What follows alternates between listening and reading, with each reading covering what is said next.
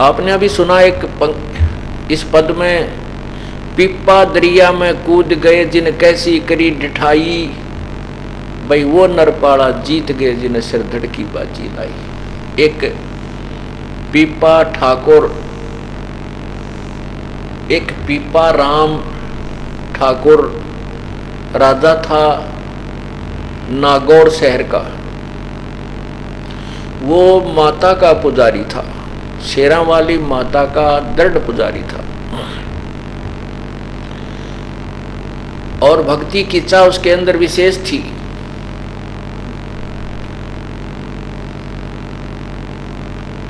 भक्ति की चाह उसके अंदर विशेष थी, और वो संतों महात्माओं के समागम अपने घर पर करवाया करते थे। उधर से पूर्ण परमात्मा कबीर देव जी काशी में प्रकट थे, और स्वामी रामानंद जी को उन्होंने तत्व ज्ञान से परिचित करवा दिया था। उसके बाद रामानंद जी की मंडली उस तत्व ज्ञान का ही प्रचार किया करती थी, आन उपासना को मना करने लगे। एक दिन रामानंद जी की मंडली और पीपा ठाकुर राजा के नगर में वहां पर किसी के यहाँ सत्संग कर रहे थे, तो राजा को पता चला, तो राजा ने उनको अपने पास भी बुला लिया। तो उसमें उन्होंने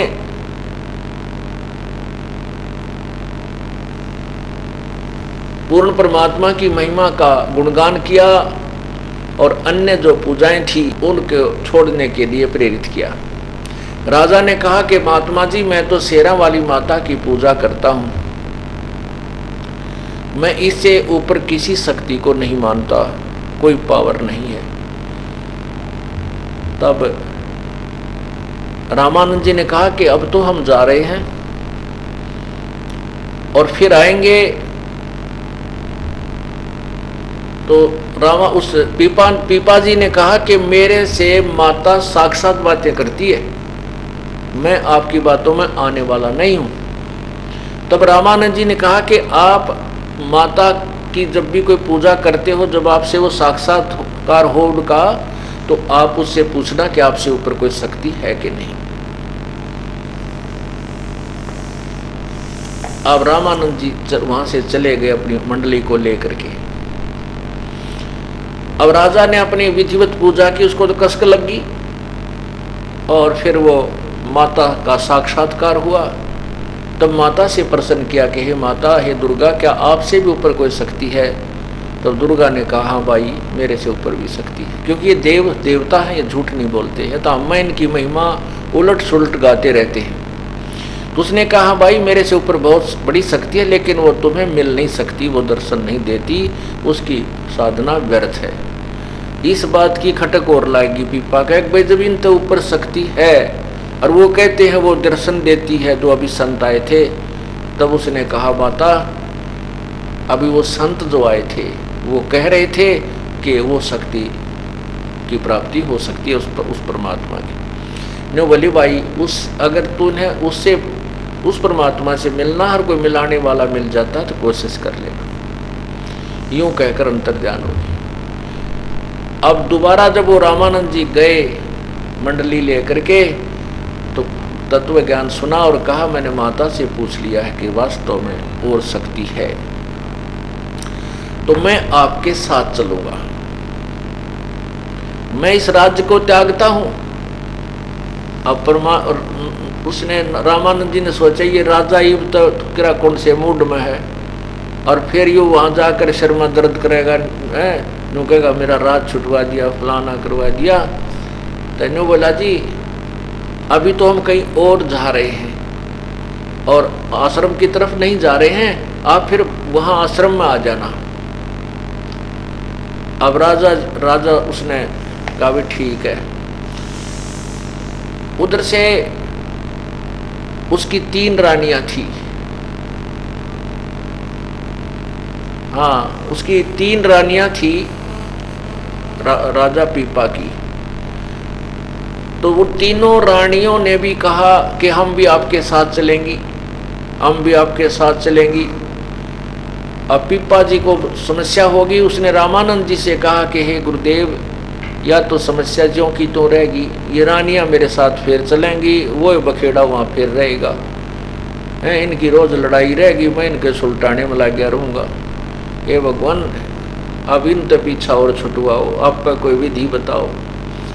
तब परमात्मा रामानंद जी ने कहा कि एक तरकीब है, तीनों को बुलाओ। अब तीनों रानी, परमात्मा बोले भी, रामानंद जी बोले भी ठीक है, तुम भी हो लो तैयार, राजा के साथ चल पड़ना।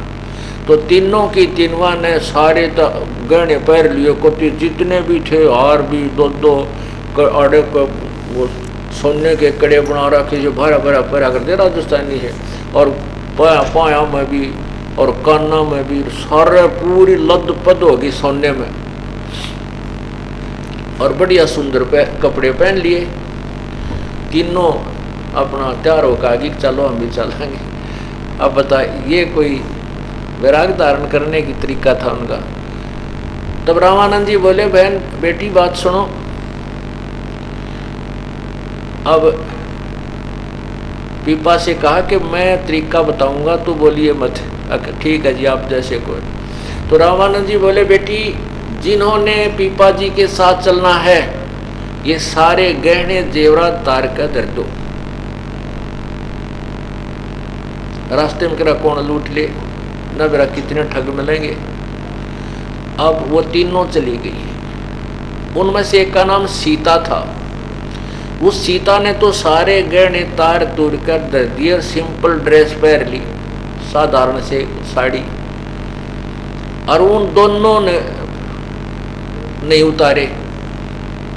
जब राजा ने, वो सीता तो आके खड़ी होगी जी मैं तैयार हूं, मैंने तो ये सब उतार दिए गहने। वो दोनों कहने लगी, गहने ना छोड़ा हम, ये ना छोड़े हमारे पे, हम ना चलते, हम ना जाते, गहने कौन छूटे। तो परमात्मा और रामानंद जी बोले, ले भाई आधी बीमारी तक कटी, एक रहेगी, अब इसने भी देखते हैं। तो उसने कहा, बेटी वह जो सीता रह गई थी, कि बेटी ऐसे नहीं चला जाएगा, वहाँ तो मेरा ने कितनी बुढ़ी अच्छी सुननी पड़ेगी दुनिया की, कि कौन क्या क्या कहेगा, तुम्हारी जवान अवस्था है बेटी, वहाँ ऐसे नहीं जाया जाएगा। ने बोले जी कुछ भी कुछ कहो, कोई भी, मैं अपने पति के साथ जाऊंगी और भक्ति करूंगी, इसके बीच में जो ना मैं नहीं रह सकती। तो उसने कहा, बेटी अगर आपने चलना है तो ये साड़ी उतार दे, नग्न होके चलना पड़ेगा तुझे हमारे साथ। सीता बोली, अभी ले। वो जब लागी साड़ी उतार, तब रामानंद बोले, बस बेटी बस बस डट जा।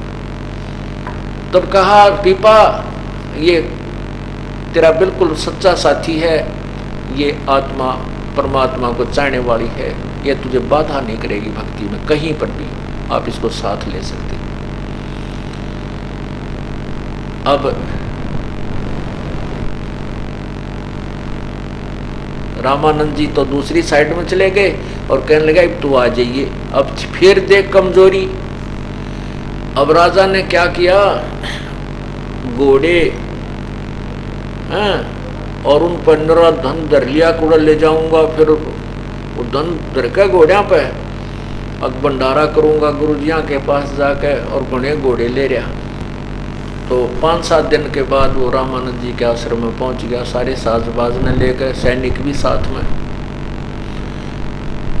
तब रामानंद जी के पास राजा पहुंचा, साथ में वो उसकी पत्नी थी। तो रामानंद जी ने कहा, अरण्य खूब, वो तो राजा वाली वेशभूषा में था जब तक। तब रामानंद जी ने कहा कि, स्वामी जी ने कहा कि राजा यहाँ तो आपने दास बन के रहना होगा, राजा बनकर नहीं, और जितने भी तेरे ये घोड़े घाड़े हैं इन भाई तो छोड़ा वापस,